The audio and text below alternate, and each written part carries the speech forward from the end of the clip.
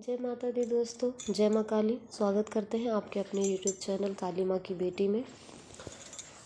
आज का टॉपिक है कि काली माता की मूर्ति को घर में रखना चाहिए या नहीं रखना चाहिए, तो इस बारे में बात करेंगे। सबसे पहले तो हम ये बताना चाहेंगे कि काली माता की मूर्ति को घर में रखने चाहिए का मतलब क्या? काली माता कोई खेल खिलौना तो है नहीं। उन्हें वही रख सकता है जिनके घर में वो आना चाहेंगी। तो पहली बात, तो अगर काली माता आपसे पूजा और सेवा लेना चाहती हैं तो ही वो आपके घर आएंगी, क्योंकि हर कोई काली माता का भक्त नहीं होता। ये अपने भक्तों को चुनती है। ये अपने भक्तों को चुनती हैं जिनसे वो खुद चाहती कि हमारी पूजा सेवा अर्चना आराधना करें। तो हर कोई इनका भक्त नहीं होता है, तो काली माता ही उनके घर जाएंगी। अगर माता नहीं चाहती कि आप उनकी पूजा पाठ करो, सेवा करो, तो आप कितनी भी कोशिश कर लो, पूरी मार्केट घूमाओ, पूरा मेला बाज़ार घुमाओ, आपको मूर्ति नहीं मिलेगी। प्रतिमा जैसी आप चाहोगे वैसी नहीं मिलेगी। और अगर माता की इच्छा होगी तो आप जाओगे, आप बस घर से निकलोगे, सोचोगे इस दुकान पे हमें जाना है, लेना, और आपको माता आपके मन मुताबिक मूर्ति मिल जाएगी। तो चलिए बात करते हैं, मूर्ति रखते हैं या नहीं, कितनी बड़ी रखते हैं। तो मूर्ति को आप रख सकते हैं घर में। मूर्ति आपकी 6 इंच की होनी चाहिए, 6 इंच से ज़्यादा बड़ी नहीं होनी चाहिए। 6 इंच तक की मूर्ति आप घर में रख सकते हैं। मूर्ति आपकी सौम्य रूप में होनी चाहिए, 10 भुजा नहीं होनी चाहिए। 10 भुजाओं वाला अवतार माता का घर में नहीं रखना चाहिए। जीभा माता की जो जीभ है वो ज़्यादा लंबी नहीं होनी चाहिए। 4 भुजा वाली माता होनी चाहिए, आशीर्वाद स्वरूप देते हुए। और ज़्यादा बड़ी मूर्ति इसलिए नहीं रखी जाती है घर में। ज़्यादा बड़ी मूर्ति अक्सर कर मंदिर में ही रखी जाती हैं। क्यों? क्योंकि मंदिरों में पंडित पूजा करते हैं दोनों टाइम, विधि विधान से, नियम से, समय से भोग लगाते हैं, समय से आरती करते हैं। क्योंकि जितनी बड़ी मूर्ति उतना बड़ा पेट। तो माता की सेवा आराधना में आपको कोई भी वो नहीं करनी चाहिए कि हाँ आज भोग सुबह दे दिया, अब शाम को मन नहीं हो रहा है तो नहीं दे पा रहे। तो ऐसा नहीं, इसीलिए छोटी मूर्ति ही घर में रखनी चाहिए। जितना कर सको उतना ही करो। तो आप घर में अगर मूर्ति रखना चाहते हैं तो आप 6 इंच तक की रख सकते हैं, उसमें कोई दिक्कत नहीं है। बहुत लोग कहते हैं माता का विध्वंसक रूप है, माता बर्बाद कर देती है, माता खून पीती है, फलाना ढमकाना।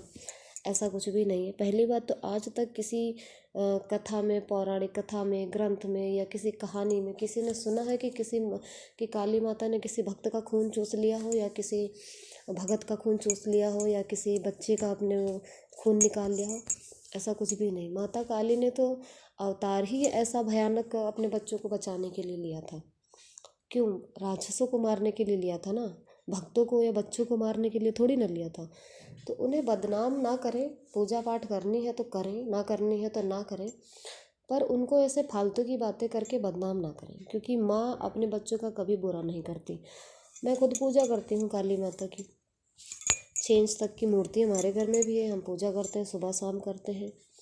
और बस ये है कि जिस दिन आप माता की मूर्ति को लेकर आएँ, माता के आगे पहले हाथ जोड़कर बोल दें, माता मैं नियम से कुछ भी नहीं करूँगी, नियम से कुछ नहीं करूँगी, और जितना हो सकेगा मैं उतना करूँगी। कभी भूल चूक हो जाए, हमसे पूजा रह जाए, या जैसे औरतें हैं, लड़कियां हैं, तो महीने में कभी ऐसा समय आता है, महीने में एक बार ऐसा समय आता है कि हम साफ़ नहीं होते हैं, तो उस टाइम पर माता से बोल दो कि हे माँ, तुझे तो सब पता है कि इन दिनों हम आपकी पूजा नहीं कर सकते हैं, तो इतने दिनों आपको माता सब्र करना होगा।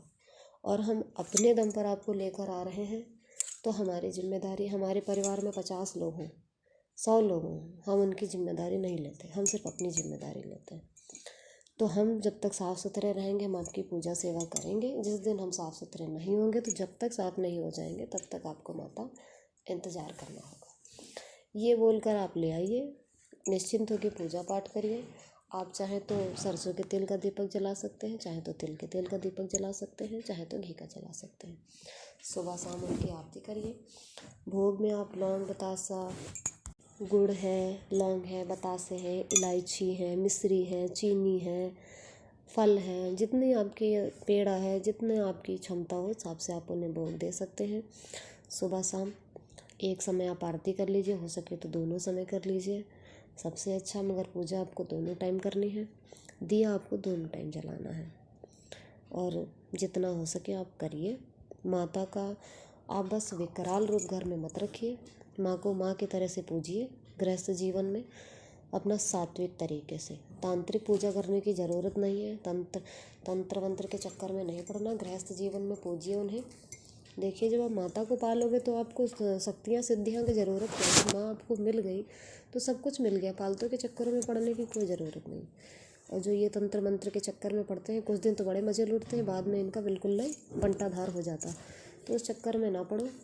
और जिनको अपनी तांत्रिक पूजा करनी है, तंत्र साधना करनी है, वो अपने गुरु के शरण में जाके करें। गुरु के बिना ना करें, क्योंकि बिना गुरु के बहुत दिक्कत हो सकती है।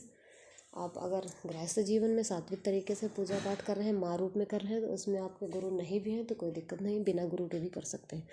तंत्र साधना करनी है तो आप गुरु के परीक्षा उसमें रह के करिए, गुरु की सलाह से ही करिए, अपनी मर्ज़ी से कुछ भी मत करिए। बाकी माँ हमारी बहुत ममतामयी है, बहुत दयामयी है, किसी का वो बुरा नहीं करती है। बहुत लोग कहते हैं कि माता की मूर्ति घर में लेके आए या प्रतिमा या फ़ोटो लेकर आए, हमने पूजा शुरू करी, हमारे घर में लड़ाई झगड़े शुरू हो गए, कलेश शुरू हो गया, फलाना ढमकाना। तो ऐसा नहीं है। जो माता की पूजा करता है तो सबसे पहले तो माता उन लोगों की शक्लें दिखाना शुरू कर देती है।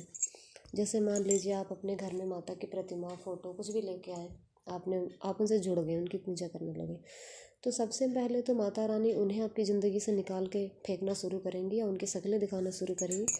जो आपके मुंह पे तो आपके सगे हैं, पर पीठ पीछे आपके परपंच रच रहे हैं। सामने बोलेंगे बहुत अच्छे हैं, बहुत अच्छे हैं, और पीठ पीछे वो अपनी औकात दिखा रहे होते हैं।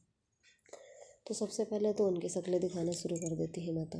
फिर आप लोगों को लगता है कि यार माता की पूजा करने लगे और देखो घर में लड़ाई झगड़ा होने लगा। ऐसा नहीं है। माता रानी आपको प्रोटेक्ट कर रही होती हैं उन लोगों से जो आपका बुरा चाहते हैं, और आपको ऐसा लगता है कि माता आपका बिगाड़ रही है। माता क्यों बिगाड़ेंगी आपको? माता आपका बिगाड़ के उन्हें मिल क्या जाएगा? वो पूरे संसार को चला रही हैं। आप हमारी आपकी औकात क्या है जो हम लोगों का वो बिगाड़ के उनका भला हो जाएगा? ऐसा कुछ भी नहीं है वो। और ये होता है कि जब आप माता की पूजा में लग जाते हो तो आपके इस जन्म के या पिछले जन्मों के जो कर्म होते हैं वो इकट्ठे हावी हो जाते हैं आपके ऊपर। माता जल्दी जल्दी ख़त्म करने की कोशिश करती हैं कि जो हमारे भक्त हैं उन पे आगे चल के कोई संकट ना आए। तो जो भी इनके जितने भी बुरे कर्म हैं, जाने अनजाने या पिछले जन्मों के, वो फटाफट से निपटाने की कोशिश करती हैं कि मेरी शरण में आया है तो अभी मेरे साथ अच्छे से रहे। और काली माता के जो भक्त होते हैं वो अलग से ही निखरते हैं। काली माता के जो भक्त होते हैं वो अलग से ही निखर जाते हैं।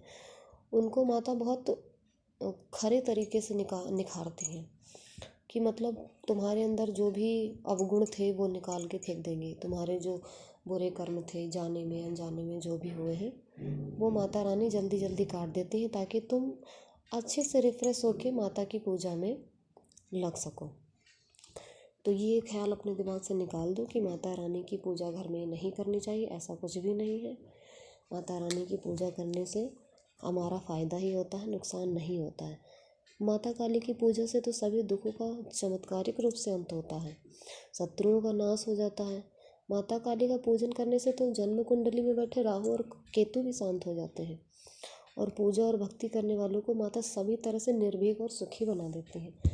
तो आप निश्चिंत होकर पूजा करिए। और चाहे तो उनकी प्रतिमा रखिए, चाहे तो आप उनकी फ़ोटो रखिए, आराम से अच्छे से भक्ति भावना से पूजा करिए, कोई दिक्कत नहीं है। और कोई सवाल हो आपके मन में अगर माता काली को लेकर तो आप पूछ सकते हैं।